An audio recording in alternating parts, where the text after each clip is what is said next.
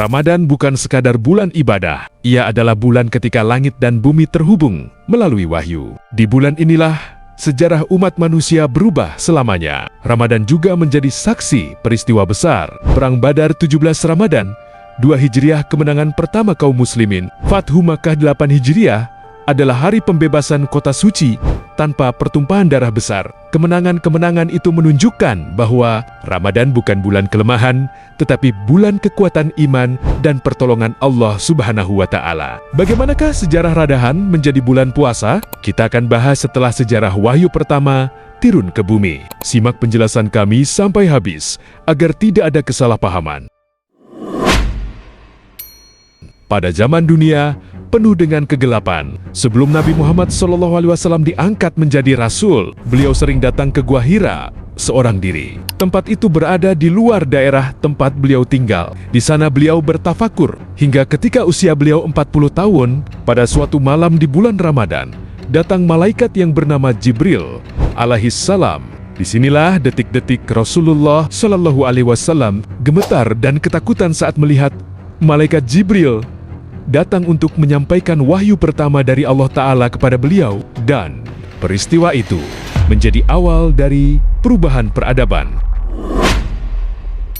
Ramadan lahir dalam sebuah peristiwa sunyi di gua kecil, namun mengguncang dunia hingga saat ini. Dari sana lahir peradaban, lahir keadilan, lahir rahmat bagi sekalian alam, lahir cahaya terang yang mengubah zaman kebodohan menjadi zaman yang penuh dengan ilmu pengetahuan, di mana pada masa sebelum itu, setiap bayi wanita lahir dibunuh. Di zaman itu manusia membuat Tuhannya sendiri, dari kayu, dari batu, dan dari api yang mereka nyalakan sendiri. Ketika peradaban manusia tidak tentu arah, Ramadan hadir sebagai cahaya dari kegelapan zaman itu. Malam itu, yaitu malam ketika wahyu pertama menyentuh bumi. Dan inilah awal mula turunnya wahyu di bulan Ramadan yang penuh berkah. Dalam hadis Sahih Al-Bukhari berkata, di dalam kitab syahihnya, telah menceritakan kepada kami Yahya bin Bukhair.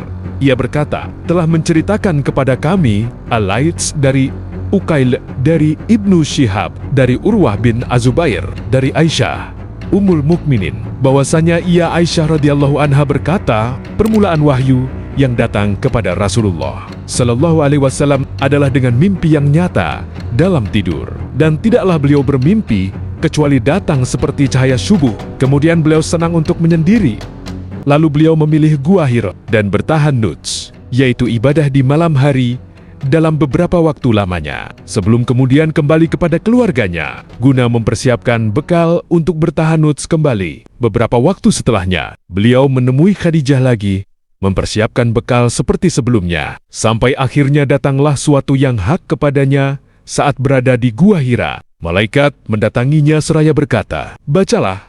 Beliau menjawab, aku tidak bisa membaca. Nabi SAW menjelaskan, maka malaikat itu memegangku kembali dan memelukku untuk kedua kalinya dengan sangat kuat. Lalu melepaskanku dan berkata lagi, bacalah.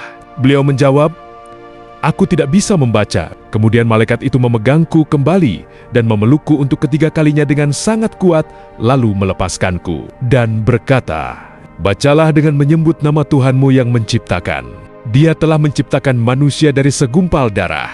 Bacalah. Dan Tuhanmulah yang Maha Pemurah. Kemudian Nabi SAW pulang menemui Khadijah binti Khuwailid dengan membawa kalimat wahyu tadi. Dalam keadaan gelisah dan sangat ketakutan, beliau bersabda, selimuti aku, selimuti aku. Beliau pun diselimuti hingga hilang ketakutannya. Lalu beliau menceritakan peristiwa itu kepada Khadijah. Aku mengkhawatirkan diriku. Maka Khadijah berkata, demi Allah, Allah tidak akan mencelakakanmu selamanya, karena engkau adalah orang yang menyambung silaturahim, orang yang jujur dalam tutur kata, menolong yang lemah, memberi kepada orang yang tak punya. Engkau juga memuliakan tamu dan membela kebenaran. Khadijah pun mengajak beliau untuk bertemu dengan Warokoh bin Naufal bin Asad bin Abdul Yusuf, putra paman Khadijah yang beragama Nasrani di masa jahiliyah. Dia juga menulis buku dalam bahasa Ibrani, juga menulis kitab Injil dalam bahasa Ibrani dengan izin Allah. Saat itu, Warokoh sudah tua dan matanya buta. Khadijah berkata, "Wahai putra pamanku, dengarkanlah apa yang akan disampaikan oleh putra saudaramu ini." Warokoh berkata, "Wahai putra saudaraku, apa yang tengah engkau alami?" Maka Rasulullah Shallallahu Alaihi Wasallam menyampaikan kejadian yang dialaminya. Warokoh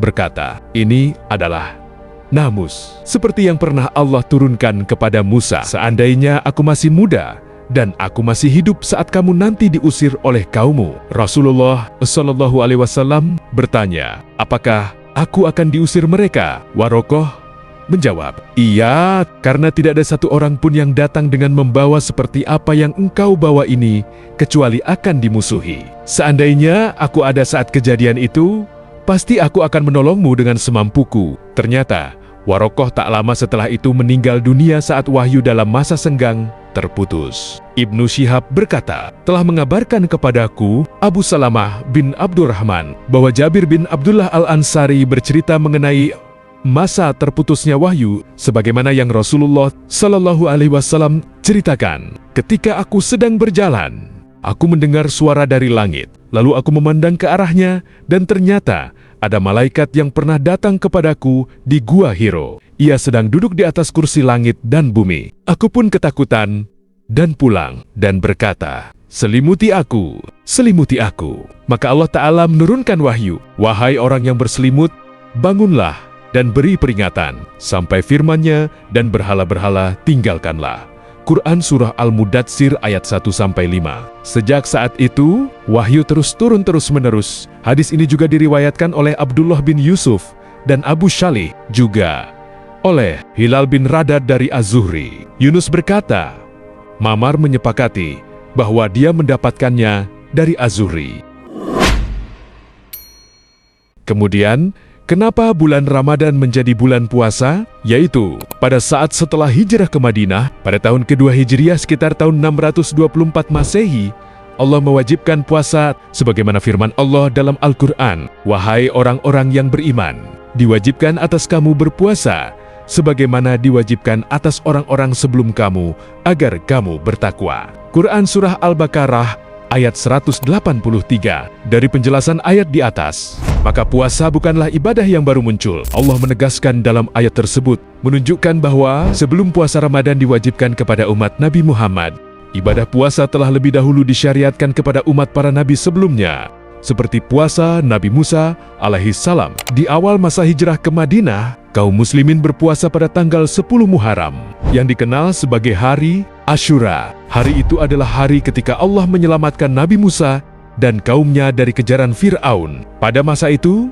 puasa Asyura memiliki kedudukan yang sangat kuat. Begitu pula dengan Nabi Daud. Rasulullah bersabda, puasa yang paling dicintai Allah adalah puasa Daud. Ia berpuasa sehari dan berbuka sehari. Hadis riwayat Bukhari dan Muslim. Ini menunjukkan bahwa puasa telah menjadi ibadah agung jauh sebelum Ramadan diwajibkan. Bahkan dalam Al-Quran disebutkan bahwa Maryam pernah bernazar untuk berpuasa, yaitu menahan diri dari berbicara. Sebagaimana firman Allah dalam Al-Quran, "Makan, minum, dan bersukacitalah engkau. Jika engkau melihat seseorang, katakanlah, sesungguhnya aku telah bernazar puasa bicara untuk Tuhan yang Maha Pengasih. Oleh karena itu, aku tidak akan berbicara dengan siapapun pada hari ini." Quran Surah Maryam ayat 26. Semua ini menegaskan satu hal, puasa adalah warisan kenabian. Ia bukan sekadar tradisi umat Islam, tetapi bagian dari perjalanan panjang para nabi dalam mendidik jiwa manusia. Maka ketika Ramadan diwajibkan, ia bukan hanya sebuah perintah baru. Ia adalah penyempurnaan dari ibadah yang telah dikenal sejak zaman para nabi terdahulu.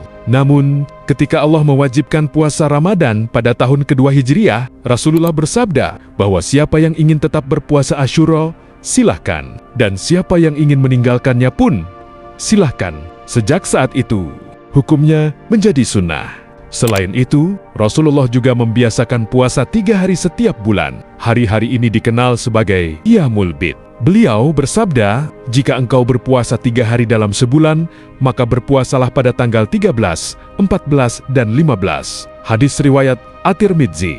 Puasa 3 hari ini nilainya seperti puasa sepanjang tahun. Dengan demikian, ketika perintah puasa Ramadan turun dan ketika kewajiban itu datang, mereka telah siap menerimanya. Banyak keistimewaan pada orang yang berpuasa. Bahkan, puasa dikhususkan Allah dalam hadis qudsi. Allah berfirman, "Setiap amalan manusia adalah untuknya kecuali puasa, sebab ia hanyalah untukku, dan akulah yang akan memberikan ganjaran padanya secara langsung." Hadis sahih riwayat Bukhari dan Muslim. Hingga saat ini, Ramadan menjadi bulan yang paling mulia. Allah berfirman, "Tahukah kamu apakah Lailatul Qadar itu? Lailatul Qadar itu lebih baik daripada 1000 bulan. Pada malam itu turun para malaikat dan ruh dengan izin Tuhannya untuk mengatur semua urusan.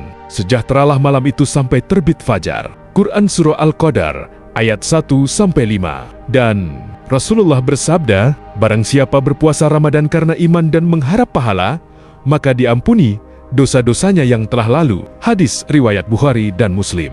Dari Ramadan ini pula, Allah memberi perbedaan antara yang hak dan yang batil, yang menjadi petunjuk bagi umat manusia. Seperti firman Allah dalam Al-Quran, bulan Ramadan adalah bulan yang di dalamnya diturunkan Al-Quran sebagai petunjuk bagi manusia, dan penjelasan-penjelasan mengenai petunjuk itu, dan pembeda antara yang benar dan yang batil. Karena itu, siapa di antara kamu mendapati bulan itu, maka berpuasalah.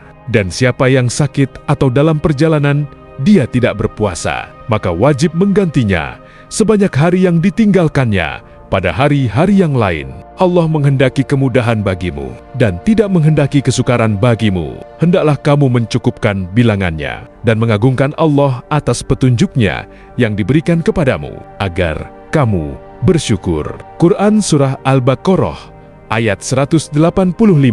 Dan begitulah kisah yang kami himpun berdasarkan Al-Quran dan hadis. Maka dari itu, kami kembalikan semuanya hanya kepada Allah.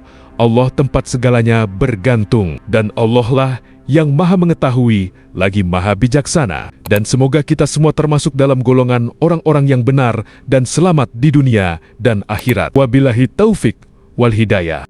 Wassalamualaikum warahmatullahi wabarakatuh.